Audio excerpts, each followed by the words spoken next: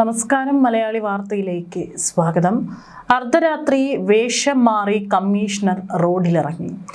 സമീപിച്ചത് 40ഓളം പുരുഷന്മാർ. ഞെട്ടിക്കുന്ന അനുഭവം. എന്നും സ്ത്രീ സുരക്ഷ എത്രത്തോളം നമ്മുടെ രാജ്യത്തുണ്ട് എന്നുള്ളതിനെക്കുറിച്ച് പല ചർച്ചകളും ഉയരാറുണ്ട്. അതിൻ്റെ ഏറ്റവും നടുക്കുന്ന ഉദാഹരണമാണ് ഈ സംഭവം. നടക്കുന്നത് ഹൈദരാബാദിലാണ്. ഹൈദരാബാദ് നഗരത്തിലെ സ്ത്രീ സുരക്ഷയുടെ യഥാർത്ഥ അവസ്ഥ നേരിട്ട് മനസ്സിലാക്കുന്നതിനായി സാധാരണക്കാരിയായി ബസ് സ്റ്റാൻഡിലെത്തി police commissioner. Malkajgiri police commissioner V Sumathi IPS ആണ് വേറിട്ട പരീക്ഷണവുമായി എത്തിയത്. സാധാരണക്കാരിയായ ബസ് യാത്രികയുടെ വേഷത്തിലെത്തിയ കമ്മീഷണറെ 3 മണിക്കൂറിനുള്ളിൽ ശല്യം ചെയ്തതാകട്ടെ 40ഓളം പുരുഷന്മാർ. വിദ്യാർത്ഥികളും സ്വകാര്യ മേഖലയിലെ ഉയർന്ന ജോലിക്കാരും ഇവരിൽ ഉൾപ്പെടും എന്നുള്ളതാണ് ഏറെ ഞെട്ടലുണ്ടാക്കുന്ന കാര്യം. അതായത് ഇപ്പോൾ വിദ്യാഭ്യാസം ഉണ്ടായിട്ടോ ജോലി ഉണ്ടായിട്ടോ ഒന്നും തന്നെ കാര്യമില്ല. ഒരു സ്ത്രീയെ ഒറ്റയ്ക്ക് ഏതെങ്കിലും ഒരു അവസ്ഥയിൽ കാണുകയാണെങ്കിൽ തന്നെ അവരെ സഹായിക്കാനുള്ള ഒരു മാനസികാവസ്ഥയല്ല, പകരം അതൊരവസരമായി മുതലാക്കുകയാണ് ഇവർ ചെയ്യുന്നത് എന്നുള്ളത് കൂടിയാണ് ഇപ്പോൾ വെളിപ്പെടുന്നത്.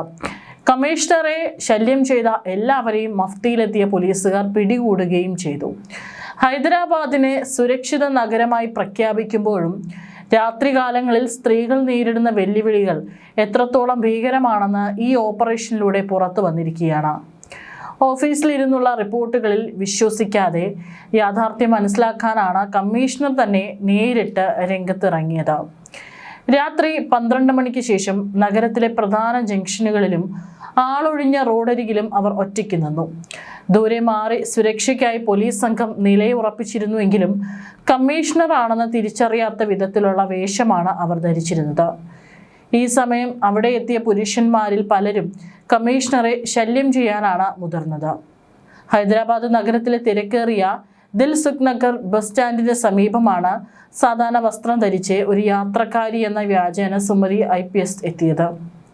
അർദ്ധരാത്രി 12:30 മുതൽ പുലർച്ചെ 3:30 വരെ 3 മണിക്കൂറായിരുന്നു കമ്മീഷണറുടെ ഈ പരിശോധന.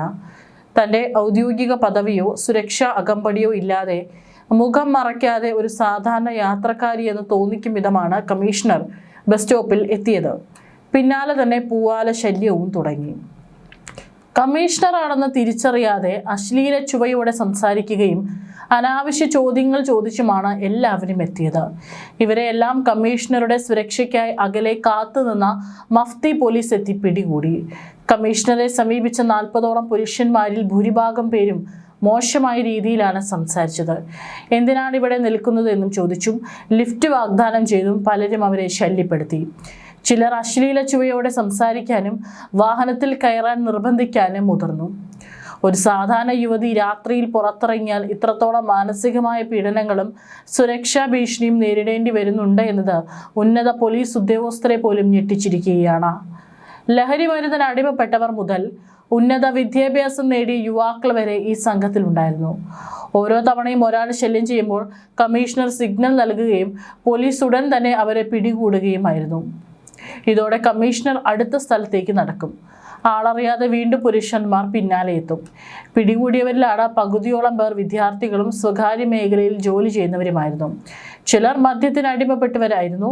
ഇവരിൽ ആർക്കെതിരെയും ക്രിമിനൽ കേസുകൾ രജിസ്റ്റർ ചെയ്യുന്നതിന് പകരം അവർക്ക് കൗൺസിലിംഗ് നൽകാനാണ് പോലീസ് തീരുമാനിച്ചിട്ടുള്ളത്. ഒരു സ്ത്രീ പൊതുസ്ഥലത്ത് നിൽക്കുമ്പോൾ പാലിക്കേണ്ട മര്യാദകളെക്കുറിച്ചും സ്ത്രീ സുരക്ഷയെക്കുറിച്ചും അവരെ ബോധവൽക്കരിച്ചു. രാത്രികാലങ്ങളിൽ ജോലി കഴിഞ്ഞ് മടങ്ങുന്നവരും യാത്ര ചെയ്യുന്നവരുമായ സ്ത്രീകൾ നേരിടുന്ന അരക്ഷിതാവസ്ഥ നേരിട്ട് ബോധ്യപ്പെടാനാണ് താൻ ഈ പരീക്ഷണത്തിന് മുതിർന്നതെന്നും സുമതി IPS പറയുന്നു. താൻ ശല്യം ചെയ്യപ്പെടുമ്പോൾ എത്ര വേഗത്തിൽ പോലീസ് സഹായം ലഭ്യമാകുന്നു എന്നും നഗരത്തിലെ CCTV ക്യാമറകൾ കൃത്യമായി നിരീക്ഷിക്കപ്പെടുന്നുണ്ടോ എന്നും ഈ ഓപ്പറേഷന്റെ ഭാഗമായി പരിശോധിച്ചു. ശല്യം ചെയ്ത പുരുഷന്മാരെ പിന്നീട് ഡിജിറ്റൽ തെളിവുകളുടെ അടിസ്ഥാനത്തിൽ പോലീസ് തിരിച്ചറിയുകയും അവർക്കെതിരെ കർശന നിയമ നടപടികൾ സ്വീകരിക്കുകയും ചെയ്തു. ഇത്തരം പ്രവണതകൾ വെച്ചുപൊറുപ്പിക്കാനാവില്ലെന്നും രാത്രി സമയങ്ങളിൽ നഗരത്തിൽ പോലീസിന്റെ സാന്നിധ്യം ഇനിയും ശക്തമാക്കണമെന്നും കമ്മീഷണർ വ്യക്തമാക്കിയിട്ടുണ്ട്. കമ്മീഷണറുടെ ഈ ധീരമായ നടപടിക്ക് സോഷ്യൽ മീഡിയയിലും വലിയ കയ്യടിയാണ് ലഭിക്കുന്നത്.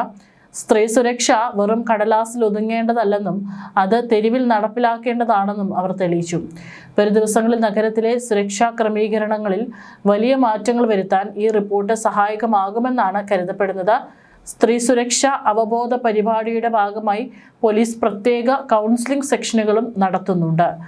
ഏതായാലും കൃത്യമായിട്ട് പല ഭാഗങ്ങളിലും ഇത്തരത്തിൽ സ്ത്രീകൾ രാത്രികാലങ്ങളിൽ സഞ്ചരിക്കേണ്ടി വരുമ്പോഴൊക്കെ തന്നെ ഇമാതിരി ശല്യങ്ങൾ ഉണ്ടാകും എന്നുള്ളത് ഒരു യാഥാർത്ഥ്യം തന്നെയാണ്. അത് പൂർണ്ണമായിട്ടും നമുക്ക് തുടച്ചു നീക്കാനായിട്ട് ഇപ്പോഴും സാധിച്ചിട്ടില്ല എന്നുള്ളതാണ്. കേരളത്തിലടക്കം നമ്മൾ പരിശോധിക്കുകയാണെങ്കിൽ എത്രയെത്ര സ്ത്രീകളാണ് പൊതുമധ്യത്തിൽ ഇത്തരത്തിൽ പല അനുഭവങ്ങളും അവർക്കുണ്ടാകുന്നത്. പലപ്പോഴും നമ്മൾ കണ്ടിട്ടുണ്ട് KSRTC ബസ്സുകളിലടക്കം സഞ്ചരിക്കുമ്പോൾ തൊട്ടപ്പുറത്ത് വന്നിരുന്ന് യാതൊരു ഉളുപ്പുമില്ലാതെ അല്ലെങ്കിൽ യാതൊരു ഭയവുമില്ലാതെ ഒരു സ്ത്രീയെ ആരും ശ്രദ്ധിക്കുന്നില്ല, ഒരു അവസരം കിട്ടിക്കഴിഞ്ഞാൽ അവളുടെ ശരീരത്തിൽ സ്പർശിക്കുന്നതും അല്ലെങ്കിൽ സ്വന്തം നഗ്നതാ പ്രദർശനം നടത്തുന്ന എത്രയോ ആളുകളെ അല്ലെങ്കിൽ എത്രയോ സ്ത്രീകൾ പബ്ലിക്കിൽ തന്നെ റിയാക്ട് ചെയ്യുന്നതൊക്കെ നമ്മൾ കണ്ടിട്ടുള്ളതാണ്.